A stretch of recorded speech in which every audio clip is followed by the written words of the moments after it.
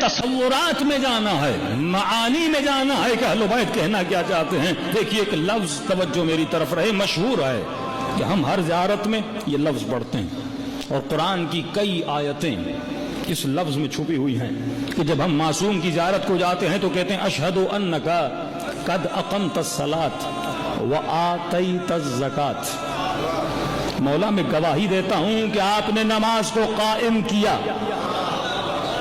یہ نہیں کہ نماز پڑھی، قرآن کی ایک بھی آیت نہیں ہے جہاں لفظ ہو اقرأ صلاۃ، نماز پڑھو، نہیں، اقیم الصلاۃ، نماز کو قائم کرو۔ ارے پڑھی تو نماز ابن سعد نے، حسین نے قائم کی۔ پڑھنے والے اور ہیں، قائم کرنے والے اور ہیں۔ قیام الصلاۃ، ایک ایسی نماز پڑھو تا قیامت دنیا حسین کی نماز کو یاد رکھے۔ ایسا سجدہ دو، ہر سجدہ دینے والا جب سجدہ دے تو حسین کے سجدے کے سامنے شرما جائے۔ ایسا سجدہ، اسے کہتے ہیں قیام الصلاۃ۔ اشہد انک قد اقمت الصلاۃ، آج تک سب کو پتا ہے حسین نماز کو قائم کیا۔ دوسرا جملہ وآتیت الزکاۃ، تیسرا جملہ وامرت بالمعروف، چوتھا جملہ ونہیت عن المنکر۔ ترجمہ کروں، نماز کو قائم کیا، زکوٰۃ کو دیا، امر بالمعروف کیا، نہی عن المنکر کیا۔ چار کام ہے امام حسین نے کیے۔ قرآن اٹھائیں گے یہی چار کام، کسی معصوم کی زیارت کو جائیں گے یہی چار کام۔ اب میں شیعوں سے پوچھوں اچھا تم نماز کو قائم کرتے ہو؟ کہاں مولانا، مسجد بنائی، نماز کو قائم کیا، ہم نماز پڑھتے ہیں۔ اچھا امر بالمعروف کرتے ہو؟ ہاں مولانا، ہم ایسے مولانا کو بلاتے ہیں جو امر بالمعروف کرتے ہیں، نہیں عن المنکر کرتے ہیں۔ کیا زکوٰۃ دیتے ہو؟ کیا مولانا شیعوں میں زکوٰۃ ہے کھجور پر، کشمش پر؟ مجھے سمجھ نہیں آتی، جس زکوٰۃ کو قرآن اتنا ذکر کرے کیا اس زکوٰۃ سے مراد یہی 9 اقلام ہے؟ یہ کھجور، یہ کشمش، یہ گندم، یہ جو ہے، جہاں جہاں قرآن میں اقیم الصلاۃ ہے وہاں آت الزکاۃ ہے۔ اے مومن نماز کو قائم کر، اس کے بعد فوراً کہا کہ زکوٰۃ دے۔ جب ذکر ولایت علی ابن ابی طالب ہوتا ہے تو آواز آتی ہے کہ اللہ تمہارا ولی ہے، رسول تمہارا ولی ہے، اور وہ تمہارا ولی ہے جو حالت رکوع میں زکوٰۃ دیتا ہوا نظر آئے۔ کبھی سوچا کہ ولایت کا تعارف اگر کروایا جا رہا ہے تو زکوٰۃ سے کروایا جا رہا ہے؟ قرآن میں اتنی آیتیں خمس کی نہیں ہیں جتنی زکوٰۃ کی ہیں، اور آج تک شیعہ جوان کو پتا نہیں کہ زکوٰۃ کا مطلب کیا ہے۔ وہ یہ سمجھے کہ زکوٰۃ کا مطلب یہی 9 اقلام ہے، وہ زکوٰۃ کا مطلب ہے کہ گندم دو اور کشمش دو۔ اب سارے زمیندار تو ہیں نہیں، اور زمیندار بھی ہیں تو کشمش تو ہے نہیں، زیادہ سے زیادہ گندم۔ اور کتنے مومنین ہوں گے آپ میں سے جو زمیندار ہیں؟ پورے مجمع میں شاید 8-10 لوگ ہوں جو زمینداری کرتے ہوں۔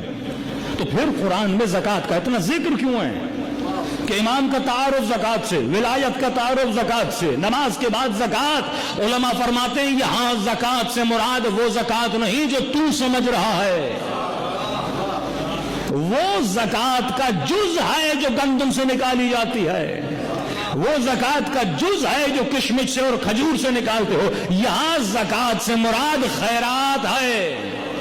اس لفظ زکوٰۃ میں خمس بھی آتا ہے، اس لفظ زکوٰۃ میں صدقہ بھی آتا ہے، اس لفظ صدقات میں کسی مومن، کسی ننگے کے بدن پہ کپڑا پہنانا بھی آتا ہے، اس لفظ زکوٰۃ میں کسی مسافر کی مدد کرنا بھی آتا ہے، اس لفظ زکوٰۃ میں کوئی درماندہ، کوئی بیمار ہے اس کی مدد کرنا بھی آتا ہے۔ اگر تجھے زکوٰۃ کو سمجھنا ہے اور زکوٰۃ کو دیکھنا ہے تو یہ دیکھ علی رات کے اندھیروں میں بوریاں اٹھا کے غریبوں کی مدد کیسے کر رہے ہیں۔ یہ زکوٰۃ ہے کہ اقیم الصلاۃ، نماز کو قائم کر کے علی گھر جاتے تھے اور اسی رات کے اندھیرے میں بوریاں اٹھاتے تھے اور غریبوں کی مدد کرتے تھے، کہ ہر امام کے لیے ملتا ہے۔ جب غسل کر دیا جاتا تھا اور سوال کیا جاتا تھا مولا آپ کے بابا کی پیٹھ پر یہ کالے نشان کیسے ہیں؟ آواز آتی تھی غریبوں کے لیے جو بوریاں اٹھا کر جاتے ہیں یہ بوریوں کے نشان ہیں۔ چھٹے امام کے لیے ملتا ہے، ارے روزہ رکھا 3 دن کے روزے دار ہے لیکن غریب دروازے پہ दस्तक देता है, भूखा दरवाजे पे दस्तक देता है। हसन ने बाबा के लिए कबाब बनाया है, अरे 3 दिन गुजर गए मेरे बाबा ने कुछ नहीं खाया। इमाम फरमाते हैं हसन जब तक कोई भूखा है अली ये कबाब खा नहीं सकता। अगर किसी के पेट में लुकमा नहीं है तो अली अपने पेट में लुकमा डाल नहीं सकता। इस जज्बे का नाम क्या है? इस जज्बे का नाम है ईसार। जब अहले बैत को पुकार तो या लसारात अल हुसैन, कहां है वो जो ईसार करने वाले हैं? और अगर तुझे ईसार के जज्बे को चांद सूरज की तरह उभरता हुआ और चमकता हुआ देखना है तो जज्बे ईसार कहां पे नजर आता है? जब हुसैन की मजलिस में आते हो यहां ईसार का जज्बा नजर आता है। जब अरबाईन हुसैनी पे जाते हो दुनिया माल जमा करती है लेकिन अरबाईन पे मोमिन माल को लुटाने पे लगा रहता है। दुनिया में लोग माल को जमा करते हैं लेकिन वहां 5 साल की बच्ची खड़ी रहती है, अरे एक खजूर उठा ले, एक घूंट पानी का पी ले। ये उस बच्ची को जज्बा किसने दिया? ये जवान को जज्बा किसने दिया? जबरदस्ती अपने घरों में ले जाते हैं, अरे अपने मेले कपड़े जो हम धोकर आते हैं, अरे तू लेट जा मैं तुम्हारे पांवों को दबाता हूं, अरे तू बैठ जा मैं फ्री में तुम्हारा चेकअप करता हूं, अरे तो खड़ा हो जा अपनी गाड़ी में तुझे मकसद में पहुंचाता हूं। अरे रोहड़ी में रोड पे खड़े हो जाओ, कोई गाड़ी पे चढ़ाने वाला नहीं होता। करबला में इसको क्या हो गया? ये मुझे उठाने के लिए तैयार है, ये सब कुछ देने के लिए तैयार है, क्योंकि जब तू करबला गया हुसैन ने तेरे वजूद में अपनी झलक डाल दी। वहां पे तू ऐसा नहीं जैसा यहां पर है, वहां पे तू ऐसा नहीं जैसा रोहड़ी में है।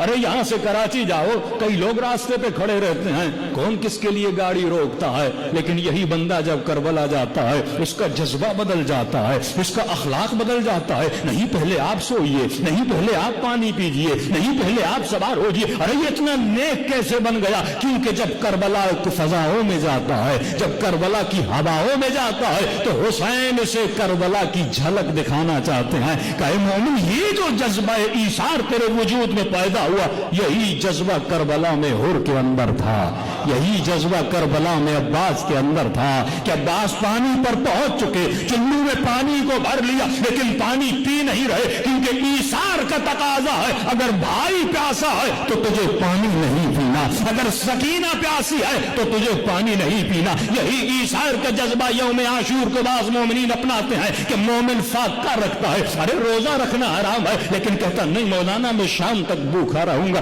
क्यों भूखा रहेगा? कि 1400 साल पहले मेरे हुसैन को पानी नहीं मिला था, मेरे आका को खाना नहीं मिला था। यही जज्बा ईसार है। तो आपने देखा ये झलक है। करबला अरबाईन आज के जमाने का एक मौजज़ा है, यानी अरबाईन में आपको माश नजर नहीं आता, बस माद नजर आता है। अगर वहां फिक्र माश होती हर कोई बचाने में लगा होता, लेकिन वहां माद की फिक्र है, कयामत की फिक्र है, कब्र की फिक्र है, हर मोमिन लुटाने पे लगा हुआ है।